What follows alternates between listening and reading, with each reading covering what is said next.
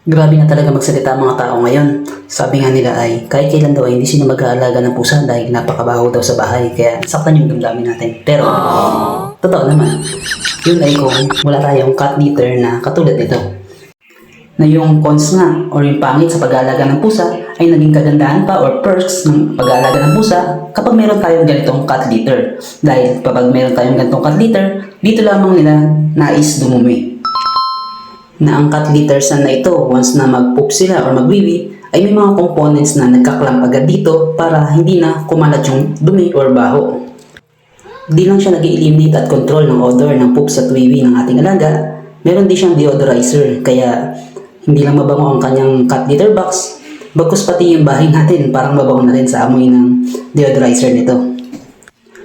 Gaya nga ng binili natin, ang scent nito ay activated charcoal pero hindi ko alam kung meron bang ganitong charcoal na napakabango. Ayun, meron siya kasi iba't ibang scent din gaya ng lavender, peach, milky aroma, green tea, at lemon. Na ang gamit nga natin yung cat litter sand ay from Pet Kingdom na nasasabi ko isa sa mga pinakamabangong na gamit nating cat litter sand. Pakita ko rin at i-test ang clamping niya. Ayan, magdagay tayo ng konting tubig na parang wiwi ng ating pusa. At, ayan, i-clamp natin ngayon. Ayan, okay naman yung clamping niya. Nakuha niya naman lahat ng wiwi. At, nag-mold agad siya. Ito pala ay gawa rin sa tofu, kaya siya ay flushable o pwedeng i-dispose sa ating mga toilet bowl.